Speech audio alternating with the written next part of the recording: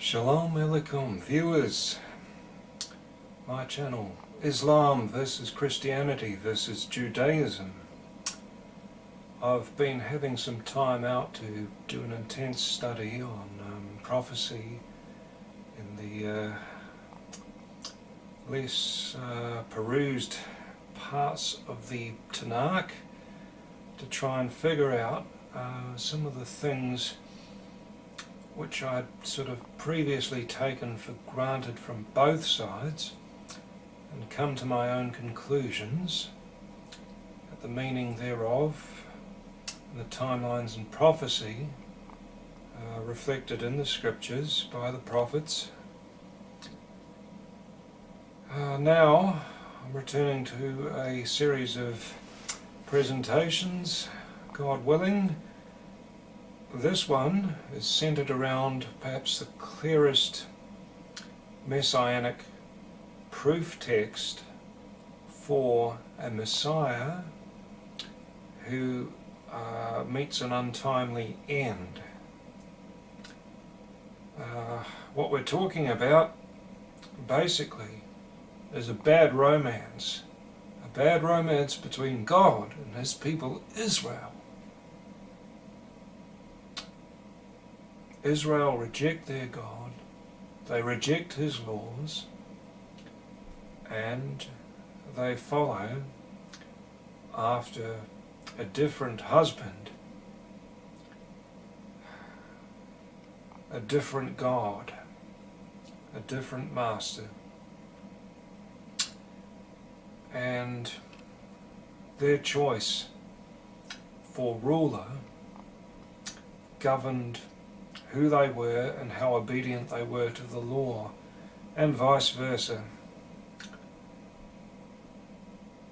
What I found in my studies some time ago was that the 89th Psalm outlines very clearly what Israel will do to reject God when he sends forth a leader who is to be the ultimate leader, the son of David who was spoken of.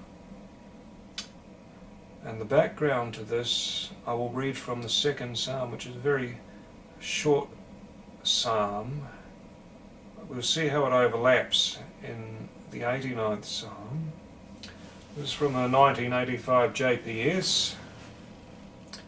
Why do nations assemble and peoples plan vain things? Kings of the earth take their stand, and regents intrigue together against Yehovah and against his anointed. Let us break the cords of their yoke, shake off their ropes from us. He who is enthroned in heaven laughs.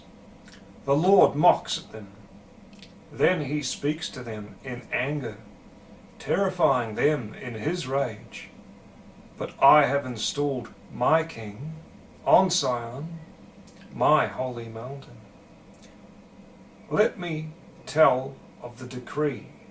Yehovah said to me, "You are my son. This day I have fathered you. Ask it of me, and I will make the nations your domain, your estate, limits of the earth.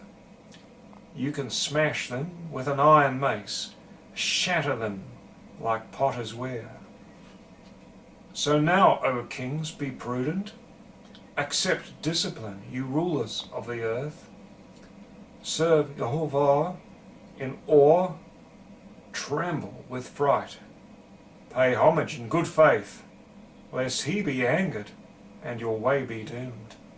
In the mere flash of his anger, happy are all who take refuge in him." Now, I'm not going to read the entirety of Psalm 89, but I will cover basically the latter 2/3 of it. In the Hebrew version of the Bible, the original, the verses are often slightly different. Here it is in the Tanakh from verse 20. There'll be a verse difference in the Christian Bibles. Then you, that is God, spoke to your faithful ones in a vision and said, I have conferred power upon a warrior. I have exalted one chosen out of the people. I have found David, my servant, anointed him with my sacred oil. My hand shall be constantly with him, and my arm shall strengthen him. No enemy shall oppress him, no vile man afflict him. I will crush his adversaries before him. I will strike down those who hate him. My faithfulness and steadfast love shall be with him. His horn shall be exalted through my name. I will set his hand upon the sea, his right hand upon the rivers. He shall say to me, You are my Father, my God, the rock of my deliverance. I will appoint him firstborn, highest of the kings of the earth. I will maintain my steadfast love for him always. My covenant with him shall endure. I will establish his line forever, his throne, as long as the heavens last. If his sons forsake my teaching, and do not live by my rules, if they violate my laws, and do not observe my commands, I will punish their transgression with the rod, their iniquity with plagues, but I will not take away my steadfast love from him. I will not betray my faithfulness.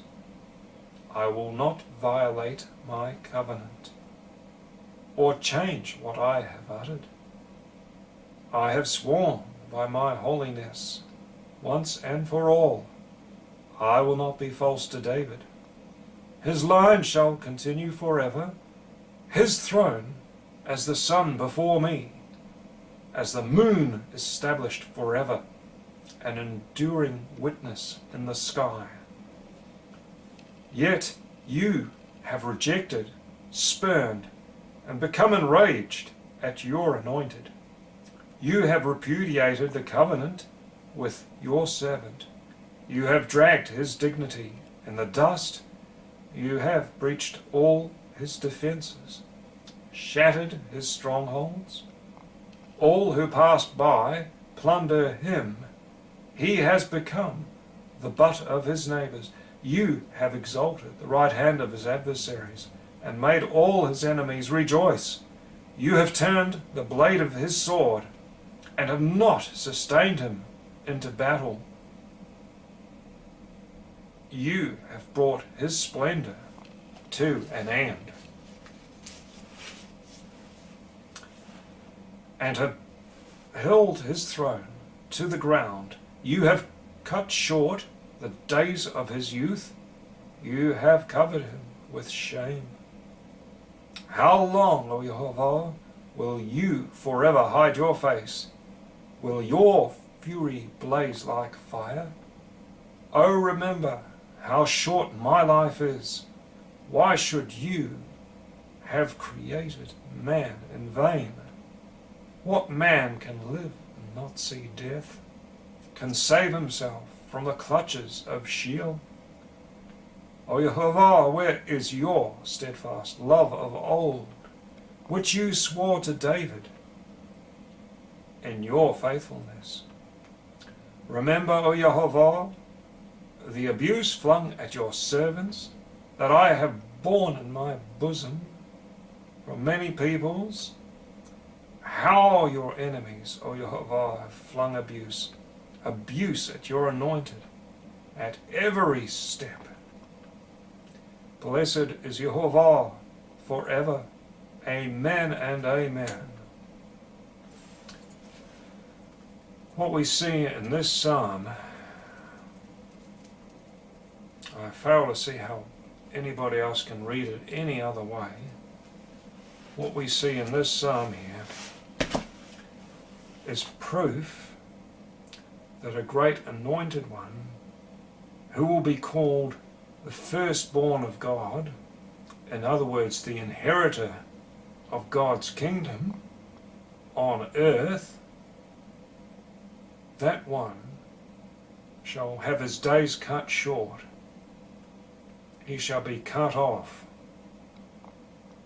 He will not be able to stand in battle because he will not be given the popular support of the people, the leaders. He will be rejected by his people. And this is the descendant of David.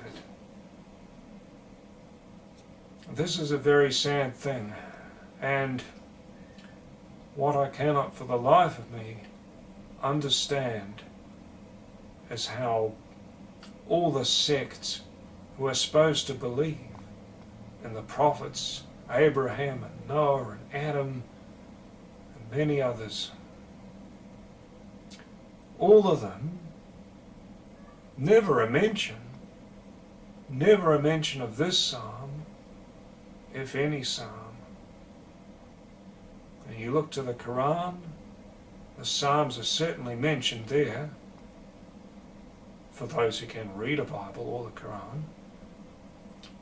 And for the Christians, what more proof do you require?